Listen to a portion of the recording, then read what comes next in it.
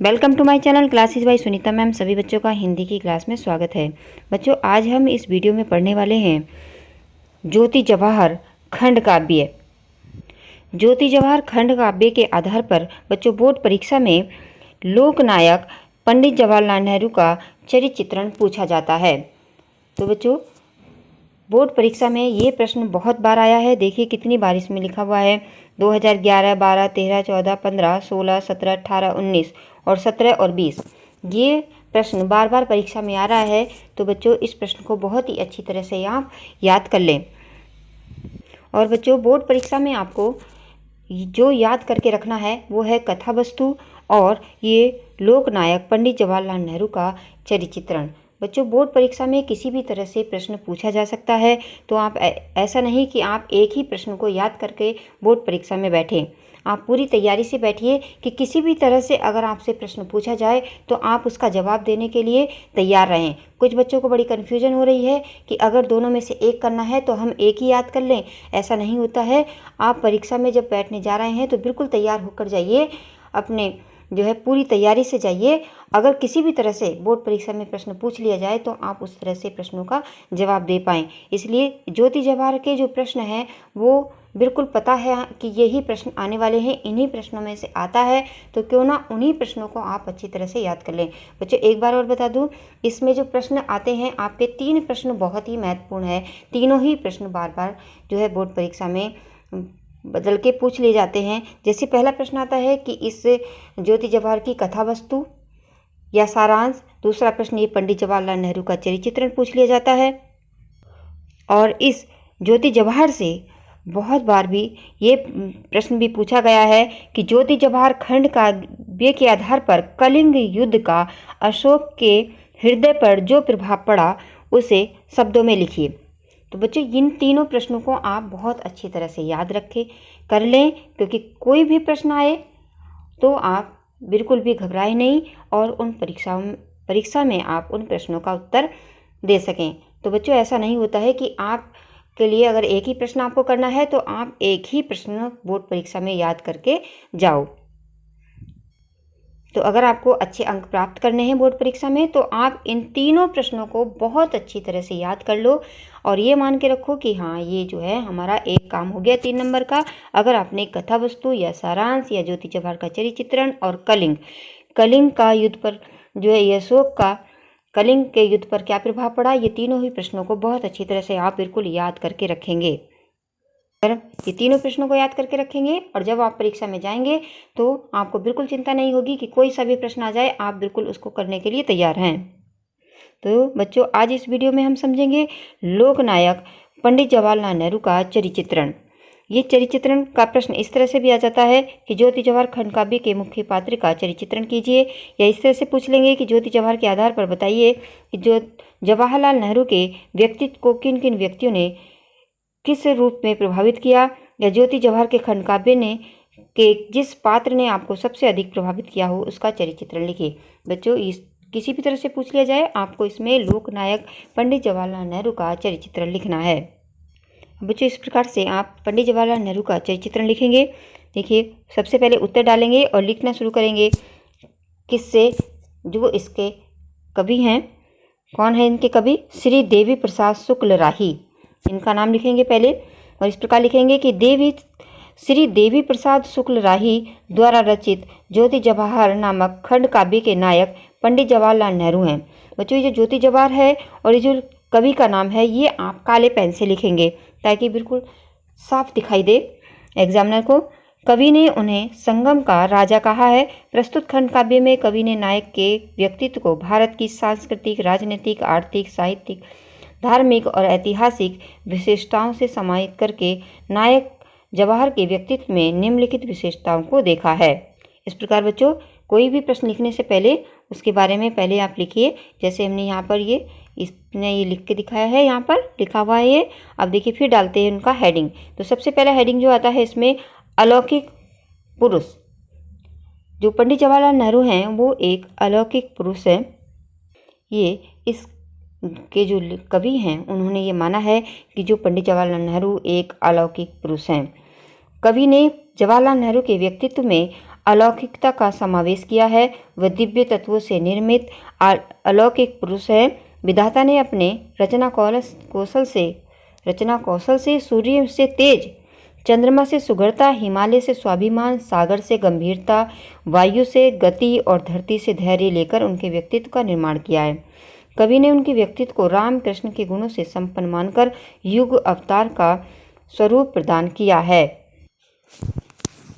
दूसरी विशेषता है पंडित जवाहरलाल नेहरू की गांधी जी से प्रभावित। जवाहरलाल नेहरू महात्मा गांधी के सच्चे अनुयायी एवं शिष्य थे। उन्हें गांधी जी से सत्य, अहिंसा, उदारता, मानव प्रेम, करुणा का आशीर्वाद प्राप्त हुआ था। जैसे राम को वशिष्ठ का शुभाशीष प्राप्त हुआ था, उन्होंने गांधी जी के कर्म सिद्धांत से प्रेरणा पाकर अपने जीवन को कर्ममय बनाया है। यहाँ पर बच्चों ये उदाहरण भी आप लिख सकते हैं। उसका आशीष और तेरा नतमस्तक ही करता प्रणाम, यो लगा कि जैसे गुरु वशिष्ठ के चरणों पर झुके हों राम।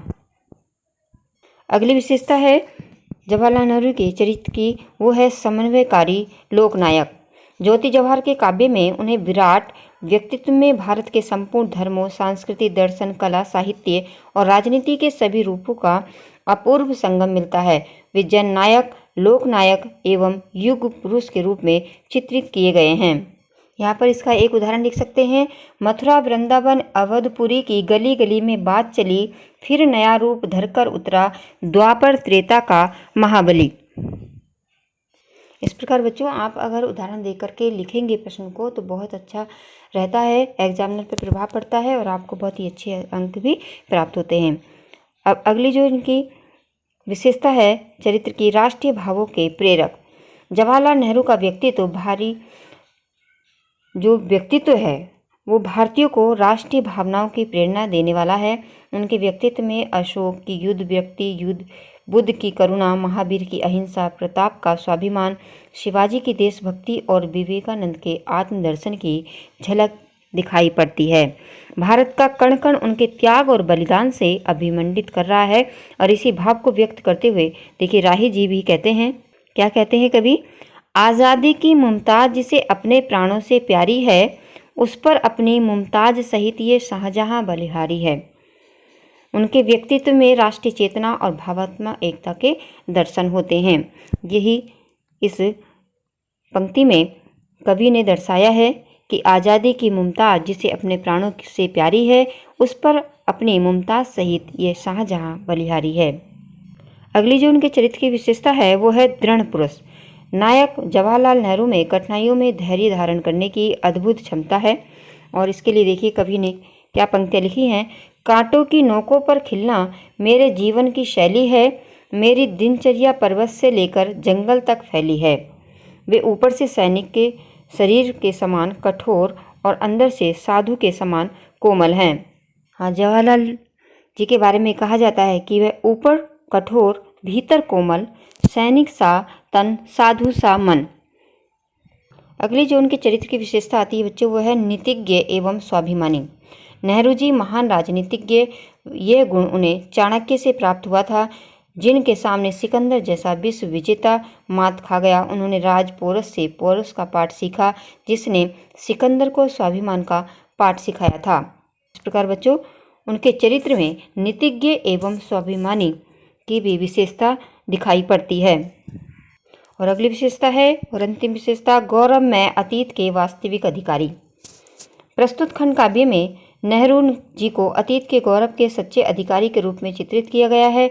भारत के भिन्न भिन्न प्रांत अपनी अपनी महान परंपराएं, संस्कृति, चिंतन एवं अन्य उत्कृष्ट उपलब्धियां जवाहरलाल नेहरू को समर्पित कर देते हैं। और किस प्रकार समर्पित करते हैं बच्चों, यहाँ पर आप जो आपने कथा वस्तु में जो उदाहरण याद किया था वो उदाहरण आप यहाँ पर लिख सकते हैं लास्ट में, कि जब लगा देखने मानचित्र भारत न मिला तुझको पाया, जब देखा तुझको नयनों में भारत का चित्र ऊपर आया।